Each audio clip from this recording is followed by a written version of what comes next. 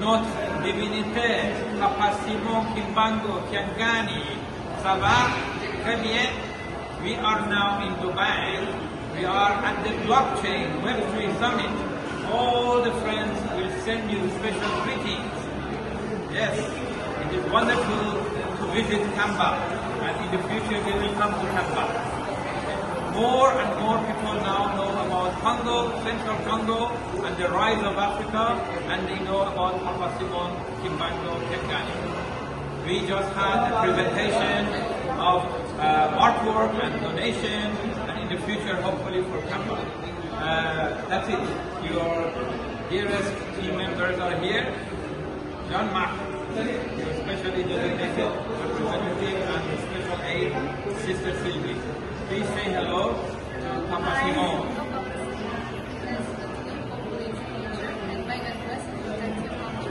Yes. And Omo.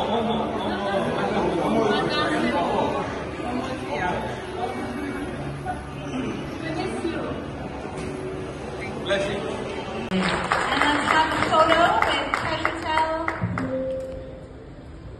and the Coin Republic. And then we can have everyone up here for a big group photo. So let's start.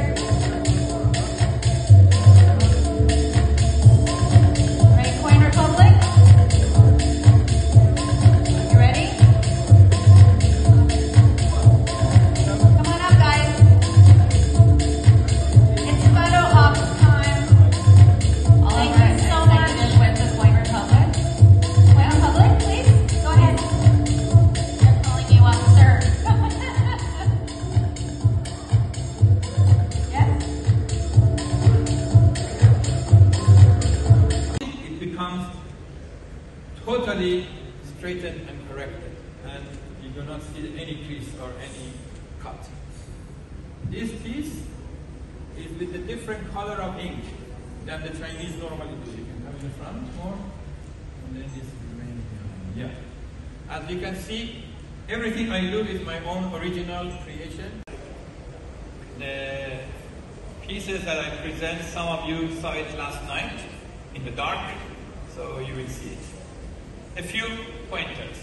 Point number one, this is my own artwork, although I am not an artist. But two, I did it not as an art. This is the ancient Chinese calligraphy. So I did it for the sake of proving to the world that there is invisible country. They will look after us. We don't have to look after. We just take aid from them all the time, and that's how we live. Then you're like in a limbo state. But if you raise up and say, no, I want to decide my own fate, you're basically evolving into a next stage. And this is the beginning of a future where you can rise up and actually change the world in another sense, and develop new things. And I think that's what's happening in Africa. I see a lot of people who go to Europe, get educated there, and then come back and say, yeah, I'm coming back to my country in Africa, and I'm using the skills I learned in Europe and build up things. We have experienced, for example, we went out and said, well, we have to build towers. And we went out there and said, okay, we can buy towers from China or from wherever and get them shipped, but then we need people to actually install them. Well, this is like civil workers. You can use a construction company to do this. But we ended up in a company who's only doing this for the mobile networks and others, and they have all the skills we need.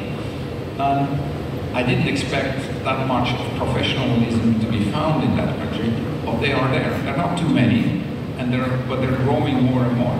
So we found a company who was most efficient in raising those towers in like 2 days. Over a weekend, you know, as long as the concrete is there, boom, the power is mounted. And they had all the tools and everything.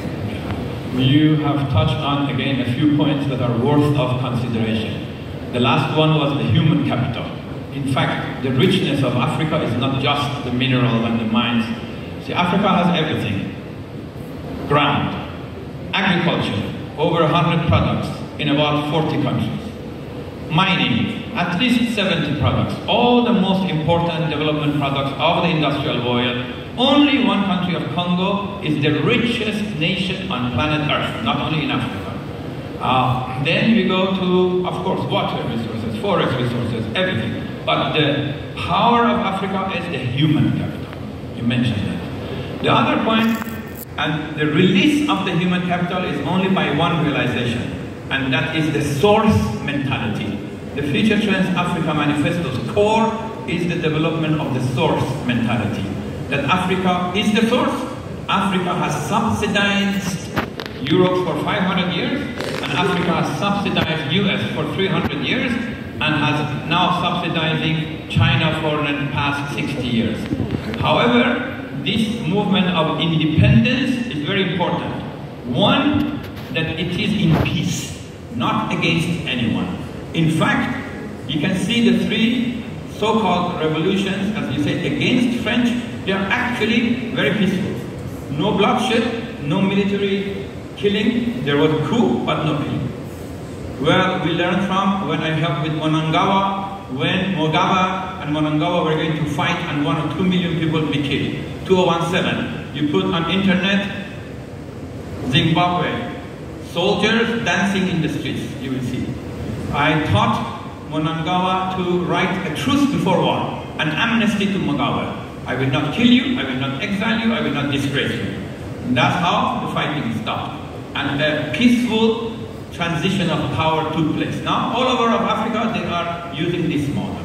Yes, independence, but it's called peaceful rise of Africa, and not against anyone. In fact, in our model, everyone should emerge as winner, including US, China, Russia, India, even Europe, and even the GCC. That's why I invented the concept of proxy peace versus proxy war. Neutral zones all over Africa. So everyone comes in, everyone makes joint ventures, and everyone wins. First, the masses of Africa, then the enterprises of Africa, the governments of Africa, then the investors, and also the foreign powers who need the resources and the assets. But the control is in the hand of them. So your mentioning of the independence is very important, but with peaceful and with a source mentality. And that's why the core of the Future Trends Africa Manifesto. One, total independence from foreign aid. No more waiting for foreign aid. In fact, we are setting the table. 3 African nations in the next 2 to 3 years will give official outbound foreign aid to Europe, game over, and to Asia. So we are working on this. Also, not only not relying on foreign aid, but also the masses of Africa not waiting for government subsidies. The idea is that you have it all. Wealth generation and wealth distribution, and that's why the function of a friend like Sir Kurt over there is very important. That is cross-border money payments, a financial system that has both developed assets and non-developed mining assets.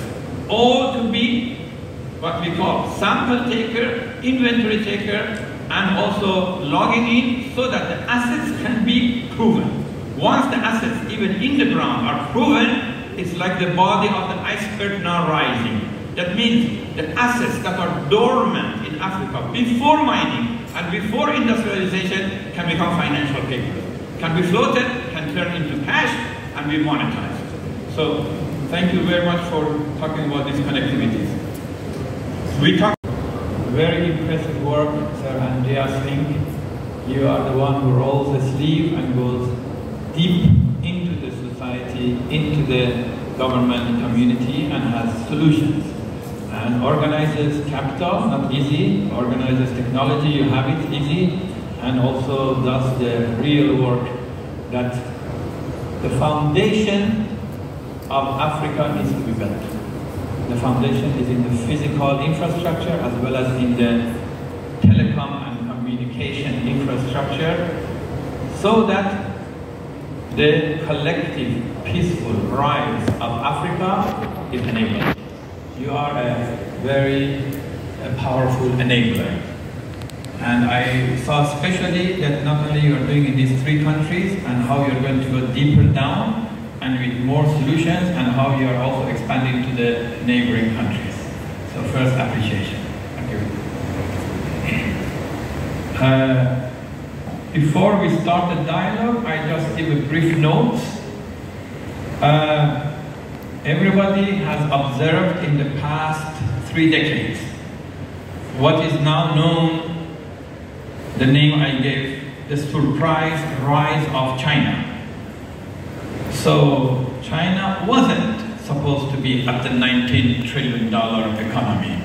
China was way below India and Africa. 30 years ago, Chinese were refugees into North Korea. And that poverty level was very, very high. The highest salary was less than $30 per month, the highest salary. And yet, it made an unusual come up to compete with the rest of the world. A movement I call, there was the rise of the West, now is the rise of the rest of humanity.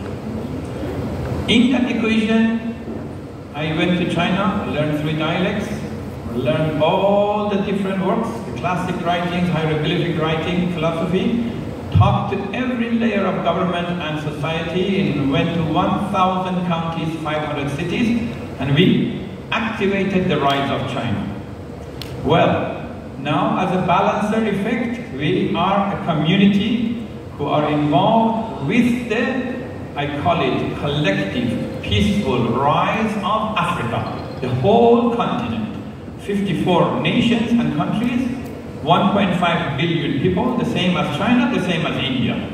Total economy only $3 trillion. The size of one city of China, Shanghai. Shanghai is $3 trillion, only 22 million. And Africa is $3 trillion, 1.5 billion. Very unfair.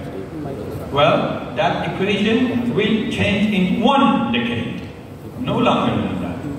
The projection for Africa is to have $60 trillion economy in 10 years. That is 20x multiplier effect. It is doable because what I constituted and instituted in China was from 200 billion to $19 trillion. That is about 100x in 30 years. Now we have 20x in 10 years. It's very doable, especially if you make the connectivity. Yes, please. We are talking about the whole Africa as one grid, as almost one continent but one nation. Well, good thing is there is Pan-African movement for many years and decades, but still they are very divided. There is the Anglophone languages, countries, British, and also the French-speaking, and then we have the Portuguese, even the German. People don't know how diversified and divided Africa is, and yet how we should create the unities. So, even though you gave a presentation on the level of the technology, what are your vision for Africa as a whole? My vision as Africa as a whole is, I see it growing very fast. And I mean, it starts when you're going to Africa, you have maybe some pictures in your head from movies from the 80s or even older, where you have the British colonists going there, and then he has some slaves in quotes, some people who aid him, and so on, and they're usually tough people, and they're going into some bushes. That's the picture which a lot of Europeans have about Africa. But if you go to cities like Lagos or Dakar and so on, you see that they are very, very, very developed. Not as developed as Europe, but they went from sitting in the bushes to megacities in the last 30, 40 years. And this is only going to accelerate. Education is becoming better, and I see a lot of African countries where there is relatively good education, they develop a lot faster. Like in Kenya, they have access to the internet. It might be not as good as in Europe or other places, but they have basic access to the internet. And Kenyans, they do a lot of business worldwide. And the same thing is in Senegal. They have a rather good infrastructure there compared to other countries. So they are growing much faster than others. And some countries that are just left out because of political reasons, because of some, civil wars they had, or just because, and they are suffering the most. but they have the biggest potential to rise up and, you know, catch up with the world, because the technology is there, the know-how is available if you have access to it, so it's going to grow very fast. And just to think about, if you're in trade, you are buying something from someone. Today, you go onto the internet and say, I need a spare part for my car. Oh, there's 20 of them, there's on Amazon. You just click and you buy it and you get it shipped over DHL and you have it the next day, a few days. In Africa, this works like, oh, I know somebody who knows something about cars. And you go to this guy, and this guy actually knows somebody who knows about Range Rover cars. So he asks this guy, and this guy knows somebody in the UK who knows somebody about that car. And then they might order a part, but they might order a clone part, which is breaking down earlier. And then it gets shipped, and it takes a long time. And everybody in the middle is taking their toll, so the part becomes like 4 times more expensive. And this thing is going to change, because people will be better educated, they will understand that they can access the parts directly, they will understand they can get it better shipped directly, and they understand which are the good parts and the bad parts because of reviews from others who have tried those. And this is going to change a lot in this industry. And you know, the Bitcoin industry is also going to change a lot, because it will facilitate payment, it will facilitate investments. That's a thing which Africa just doesn't have access. Because if you would, you know, go to a shop and try to pay with a Bitcoin or any other cryptocurrency, even if the shop would try to accept it, the infrastructure is just not there to transport the transactions. And that's going to change drastically. And especially in the payment area, there's lots of gaps to go in high acceleration, because the infrastructure didn't support that, and it will now, and that allows to catch up much faster. I've seen that in other countries, like in Turkey. You can go to the streets and you see a shop where you can exchange Bitcoin for currency. This is like very common. And I see this coming in Africa as well, because it's an easy way to do payments.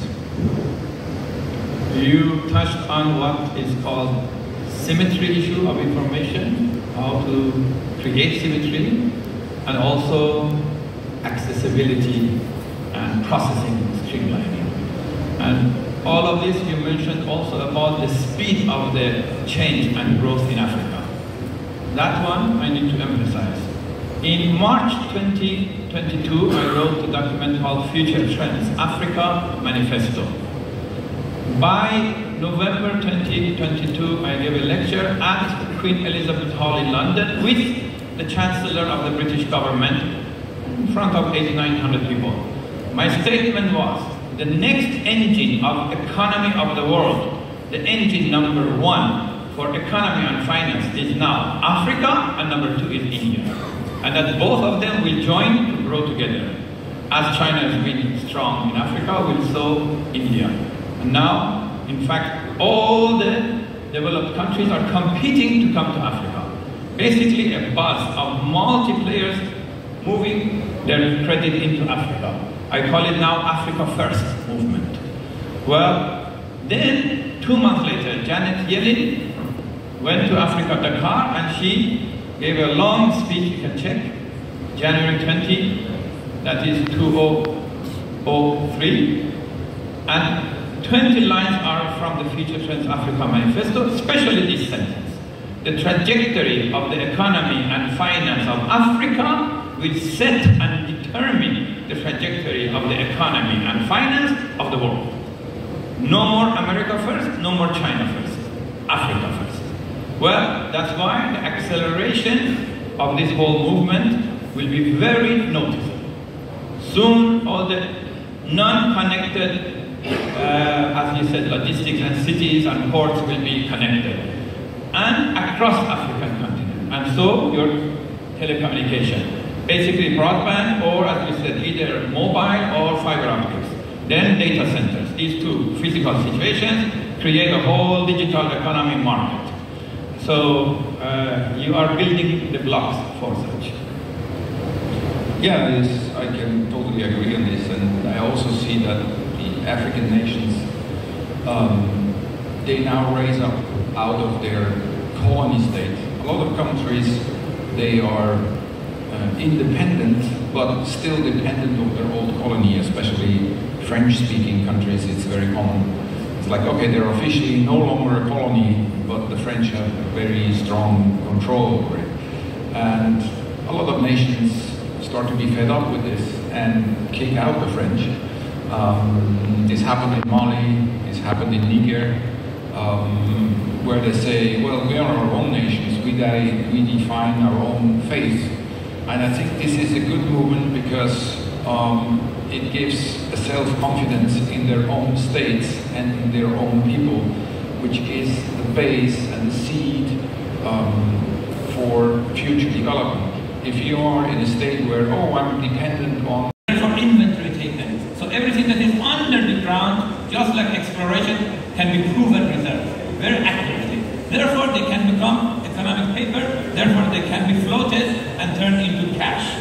So then, you don't need to stifle it, you just promote it. So I believe that the industry has the greatest future. From 0.5% to 99% of anything that is value will be digital. Whether physical, tangible or intangible. The whole humanity is a power of calculation. Remember, it is computing. The more you have power of calculation and automatic, then it creates the transparency. It creates the, what I call decentralization. The world is pushed by the arrow of imperative to become digitalized and to become decentralized. Nobody can stifle it. But in the meanwhile, it is imbalanced. In the meanwhile, we have to be more aware. First, the non-crypto community, a large number of them should come in. And not only dwell on the crypto. Then the coins that are issued from false one, from really scam ones to become really backed by assets or operations or value. And the promises of white paper. First, at least deliver 30%, 20% before you issue one. Don't take it as crowdfunding. So the people to be blamed with are not the government or the regulators, are actually the players in the industry who move too fast without any management or control, and they created an excuse given to the institutions and to the government to try to stifle it. Now we don't want. We want a balanced medley, interplay, and hybrid. If that happens, then everybody wins. Yeah, but from the other side, institutional adoption takes a lot of time. So even if one day, probably I will see this hybrid scheme between DeFi and TradFi, but it will take a lot of time probably. So we have 3 more minutes. So my last question is, how do you think can we finally see like the global framework for payment regulation in Web3, or every country will be creating its own rules? Yeah, so I think we won't see a universal, framework of regulation for cryptocurrencies, simply because of differences in geopolitical opinions and ideas. Of course, it's hard to come up with one universal structure to regulate crypto, but what I see happening in different countries, as we've seen in the past, El Salvador took a different approach compared to US and Europe. So I think we continue to see different regulations around the world. Yeah, thank you. Yes, when you think about it, crypto is already globally regulated. Any cryptocurrency project that is decentralized, it is actually governed by a group of nodes, not located in one place. So in a way, when you're thinking about it, that is in a way regulation. So each node cannot actually control until the rest of the nodes agree. Okay, so but to actually understand that the future of crypto regulation, we have to understand where we used to be. The crypto started by a group of nerds and crypto anarchists who wanted change. It started in around 2008, 2009, after the global collapse. So obviously, one of the contributors to that were banks and big institutions. So now, all of those people who fully supported it, those people who fully believed in it, those people who fought for it, right now, all of those big institutions are coming in and saying, okay, now it's our turn to take over, you can take a hike. And I could tell you this, no matter what they say, and no matter what they do, crypto is here to stay. First of all, crypto and blockchain don't need to be, the blockchain doesn't need to be regulated. It's the issuers that often go to the extremes. So it's a regulation over the oversight of people. Otherwise, the technology is very unbiased and very fair and very transparent. And as you said, many nodes, so it is consensus. So it is not the technology that needs to be regulated, it's the issuers and the users. À Africa Hardy 5 Canva, il travaille avec Papa Simon Kimbangu. Il est l'équivalent de la meute d'Afrique, celui qui honorera toute l'humanité. Je suis également très heureux parce que j'ai travaillé comme moi, j'ai tout rassemblé à partir de la conversation du pasteur en Afrique du Sud, nous avons fait briller toute l'Afrique. J'ai presque eu la chance d'avoir un texte simple et ce sera un réel plaisir de comprendre et d'explorer à nouveau la Terre Sainte. Bien sûr, j'ai aussi ma part.